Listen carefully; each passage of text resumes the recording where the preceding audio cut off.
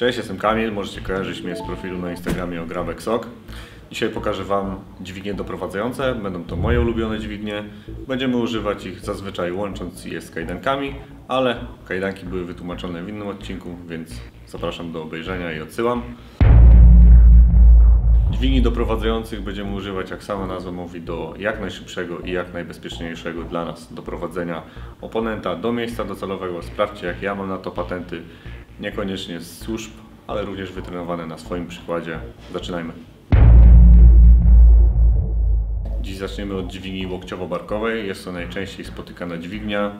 Możecie zobaczyć ją oglądając wiadomości i obserwując doprowadzenia Centralnego Biura Śledczego czy Centralnego Biura Antykorupcyjnego. Najczęściej właśnie używana w policji. Jest to bardzo uniwersalna dźwignia.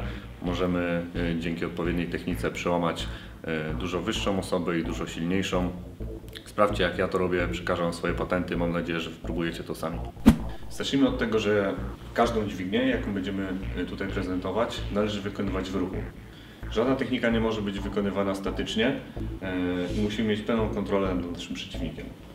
Zacznijmy od łokciowo-barkowej. Mamy naszego oponenta. Pierwsza rzecz, musimy rozpocząć rozmową, uspokoić go. Jeśli nie będzie podporządkowywał się do naszych poleceń, musimy oczywiście ostrzec o użyciu środków przymusu bezpośredniego w postaci siły fizycznej. Jeśli mimo tego nie podporządkuje się, musimy przejść do techniki.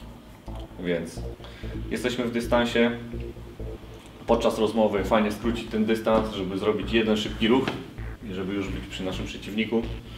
Więc tak, zacznijmy od tego, że nasza prawa ręka będzie wchodziła na lewą rękę naszego przeciwnika. Jedna ręka pod spodem, druga ręka z góry.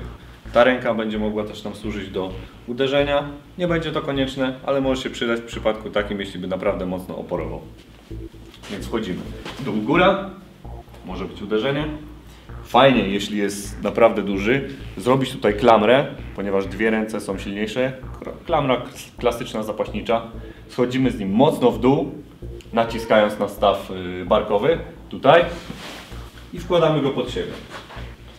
Najważniejsze, żeby jego bark był za naszą miednicą. Chwytamy za brodę. Jeśli potrzebne jest duszenie, bo może być ktoś naćpany, chwytamy za koszulkę, duszenie kołnierzowe i wyprowadzamy. Stosując dźwignie doprowadzające, osobowe, z której będziemy je używać, zazwyczaj mają założone kajdanki, więc przetestujemy teraz sytuację, kiedy kajdanki założone są na ręce trzymane z tyłu. Jak nazwa mówi, będziemy używali dźwigni do doprowadzenia. Podchodzimy. I tak jak mówiłem, nie robimy tego statycznie, nie wychylamy się tutaj, tylko cały czas musimy gonić oponenta i my nim kierować, my tutaj dowodzimy. Więc jeszcze raz. Jedna ręka góra, druga dół, uderzenie w szyję, wejście i wychodzimy.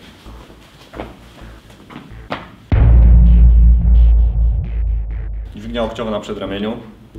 Ją fajnie wykorzystać jest wtedy, kiedy mamy bliski kontakt z naszym oponentem. To znaczy on skraca dystans, jest agresywny, będzie chciał zadawać jakieś ciosy. Fajnie zacząć od zmiękczenia. I tak naprawdę w tym przypadku, nieważne czy będzie to głowa, czy obszar poniżej, oczywiście fajnie celować punkty artemii, jednakże nie róbmy tego prawą ręką. Jeśli cios, kroczę, prawa noga po to, żeby prawa ręka została wolna. Więc kroczę, wychwyt ręki, przechodzimy górą, tak. I teraz najważniejsze, aby nasze przedramię było idealnie pod jego łokciem, żeby stworzyć dźwignię. Tutaj siedzi ciasno, nadgarstek i kolokwialnie mówiąc, tak jakbyśmy dodawali gazu. Prostujemy, no i możemy w ten sposób wyprowadzać. Druga ręka na głowę. Dźwignia nadgarstkowa damska. Nie wymaga ona od nas zagospodarowania zbyt dużej powierzchni, więc fajnie można ją wykorzystać w korytarzu, w jakichś ciasnych pomieszczeniach, tak aby nasz przeciwnik czy oponent mógł dostosować się do naszych poleceń. Pierwsze co, frontalna postawa. Fajnie w tym przypadku użyć lewej ręki do zadania ciosu, czy oczy, czy ucho, tak aby w drugiej kolejności nasza prawa ręka zadziałała po przekątnej na jego lewą rękę.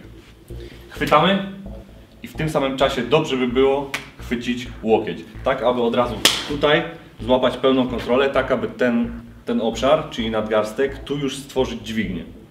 Oczywiście w tym przypadku nasz oponent może się wyrywać, więc naturalnym i szybkim będzie przejście z tak żeby nie odrywać swojej ręki po jego łokciu i zapiąć tutaj dźwignię. W ten sposób już się nie wyrwie. I nacisk na nadgarstek jest naprawdę bolesny i tak naprawdę my tutaj już możemy teraz kontrolować nasilenie bólu, tak? Jeśli jest agresywny, dociskamy. Jeśli podporządkowuje się poleceniom, nie używamy zbyt dużej ilości siły.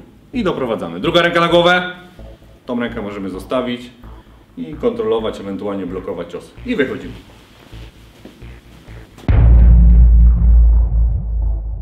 Dźwignia damska, wariant drugi. Pozwoli Wam ona wyjść z opresji i dokończyć interwencję. W wypadku, jeśli nie zdążycie złapać łokcia przy wariancie pierwszym dźwigni damskiej, pozwoli Wam równie szybko, tak jak przy pierwszym wariancie, obezwładnić osobę i doprowadzić. Zaczynamy.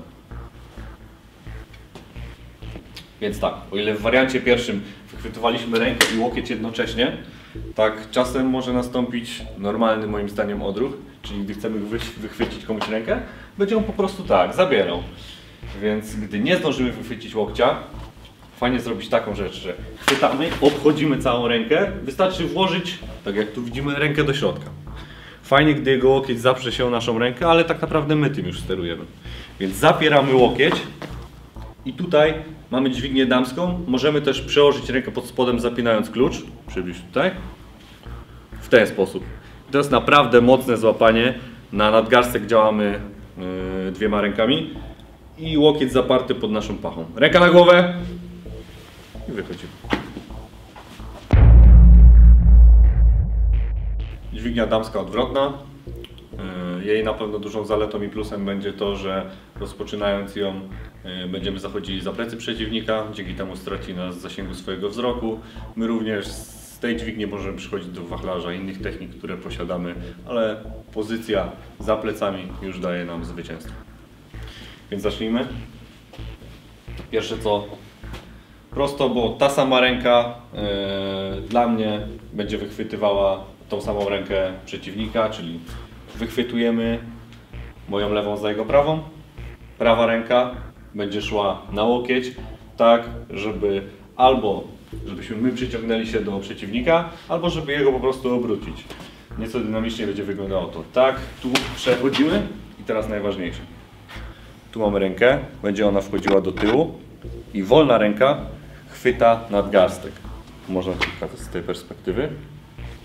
Trzymamy ją z tyłu, głowa odwiedziona, tak żeby nas nie ugryzł, nie zrobił. Ręka za głowę. Fajne jest to, że możemy wychodzić tyłem. W przypadku, jeśli napotkamy na jakąś przeszkodę, bardzo prosto możemy sobie też przeciwnika odwrócić. Zmieniamy ręce, ręka za głowę, obróć się i do gilotyny.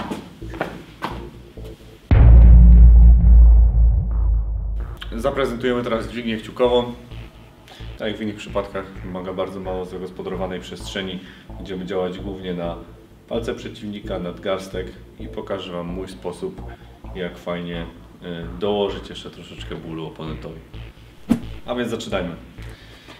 Najważniejsze jest to, że ta dźwignia będzie najtrudniejsza ze wszystkich do tej pory pokazywanych. Dlaczego? Dlatego, że musi być ona najbardziej precyzyjna. To znaczy naszą dłonią, wierzchem w górę, musimy tak trafić, aby wychwycić, podejść bliżej, tak aby wychwycić kciuk naszego oponenta. Zazwyczaj będzie stał, tak jak w tym przypadku, ręce blisko tułowia, więc aby ułatwić sobie pracę, fajnie użyć drugiej ręki, aby unieść jego rękę w górę. Wtedy jego kciuk skierowany jest do dołu i dużo prościej naszą łydeczką wejść bezpośrednio na kciuk. Więc jeszcze raz.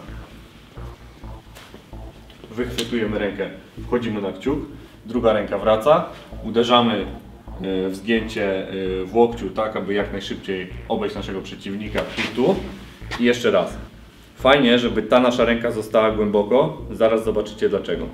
Wchodzimy, robimy dźwignię kciukową i jeśli chcemy zadać mu troszeczkę więcej bólu, fajnie wepchnąć rękę do środka i poprawić, tak aby stworzyć w łokciu dźwignię rozpierającą. To dostarczy jeszcze więcej bólu. Ręka na głowę i możemy wyprowadzać.